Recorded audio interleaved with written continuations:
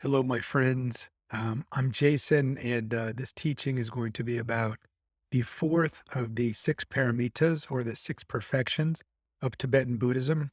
By the way, before I move on, if you're watching this on YouTube, please click to subscribe to my channel and like my video.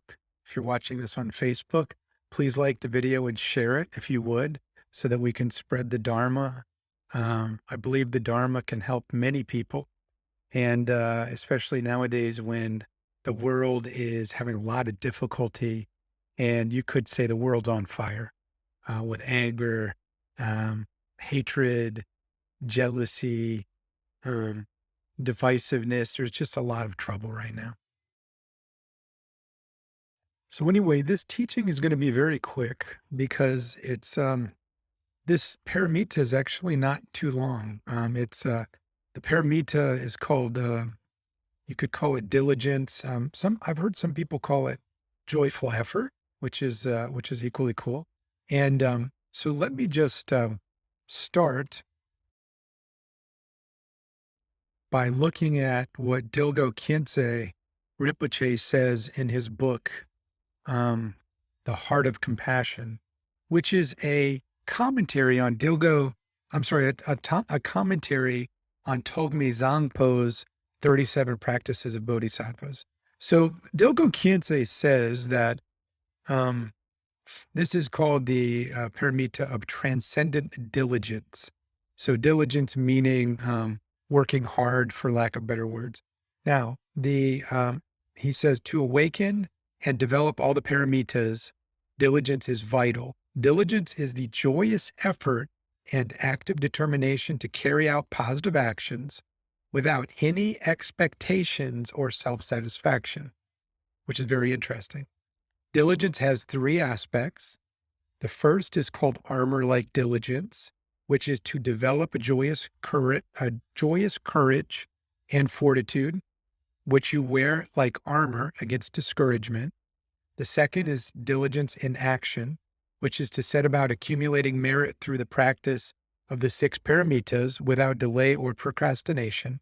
And the third is diligence that cannot be stopped, which is an insatiable and unremitting energy to work for the sake of others.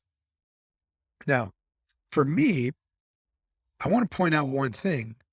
He said diligence is the joyous effort and active determination to carry out positive actions. Joyful effort. Or joyous effort. I really like that. I think um, when we look at the Dalai Lama, he's always like, the Dalai Lama, just seeing him makes you happy because he's always laughing. And I've noticed something about several Tibetan geshes, lamas, kempos that I've been around.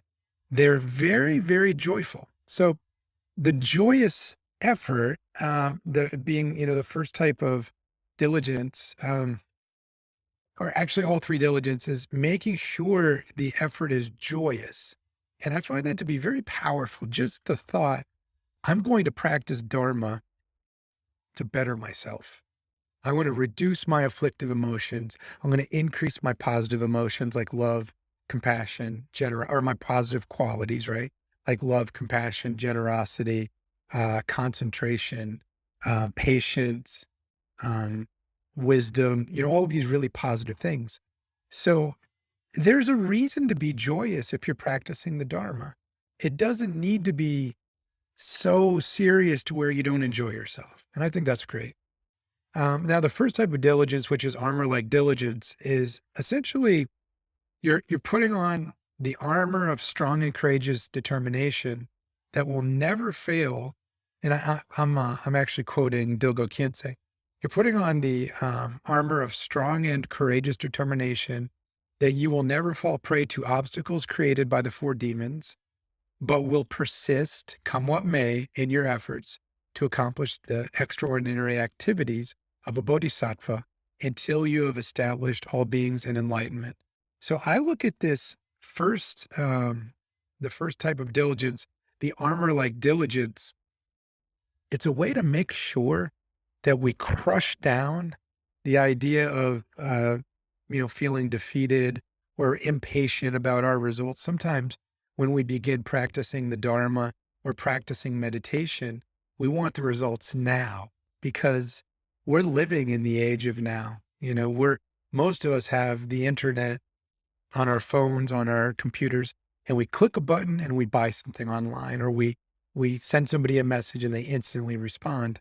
We're not used to having that patience. So I really like this armor like diligence, which puts us in a position that we have the power to persevere and go forward. Okay. The second kind of diligence, according to Dilgo Khyentse, is diligence in action.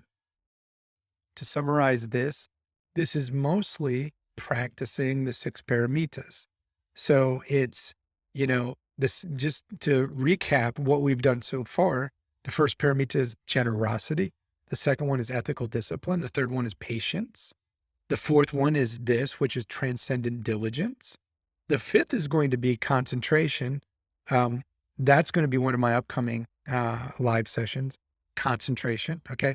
And then the sixth paramita is wisdom, which is specifically wisdom of emptiness. Now, the second paramita, or the second type of diligence, which is diligence in action, is really practicing those six paramitas.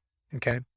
Some of the masters say that without diligence, you cannot advance in Buddhism. And my teacher, Geshe Chenpa Sonam, my local teacher here in Indianapolis, is very good about reminding the students, you really have to practice. You have to work at it. You have to study. You have to analyze. He always says, analyze, analyze, analyze. He's a Gelugpa logician. He's a master logician, and really like a walking encyclopedia of Tibetan Buddhism and logic. But anyway, he's really big on reminding us that you have to practice. You really have to put effort into this. So that's the second type of diligence, which is diligence in action. The third type of diligence is diligence that cannot be stopped. And it's this insatiable energy to work constantly for the sake of others. Dilgo Khyentse says, day and night, engage in every possible way, directly or indirectly, in your thoughts, words, and deeds to benefit beings. If you are not able to help them directly, you should keep nothing in your mind but the benefit of others, and dedicate everything you do towards their attainment of Buddhahood. Never feel self-satisfied because the few good qualities you may have been able to achieve, and never be diverted from your aims by people's abuse or other adverse circumstances. Just remain determined to continue constantly until you reach your goal. So I really kind of look at this third diligence, this insatiable energy to work for the benefit of others, is kind of love and compassion. And from what I see, all of these paramitas work together. They do build on each other. So once you master, or, first you can practice generosity because it's the easiest. Just open your hand and give something away. That's easier than some of the other paramitas, but they work together, right? So generosity, you're giving things away, and then you have patience, and then you have ethical discipline. And so when I look at this transcendent diligence, the idea of this insatiable energy to work for others, I see love, compassion, bodhicitta imbued into this particular paramita, which is really beautiful. One other thing to touch on is that each of these three types of diligence has a coinciding type of laziness. And Dilgo Khyentse goes through each type of laziness, and I'm going to paraphrase. First kind of laziness is the wish for nothing but your own comfort. It manifests as a tendency to sleep and idleness, to crave immediate satisfaction and comfort, and in so doing, to ignore the Dharma. The antidote is to meditate on death and impermanence. The second kind of laziness is faint-heartedness. You feel discouraged before you even have begun trying to do something because you think like a person who will never reach enlightenment, no matter how hard they try. The antidote is to strengthen your fortitude by reflecting on the benefits of liberation and enlightenment. The third type of laziness is a neglect for your true properties. A neglect for your true priorities. you become stuck in negative and unproductive habits, forgetting or ignoring deeper aims. You stay preoccupied solely with matters limited to this life.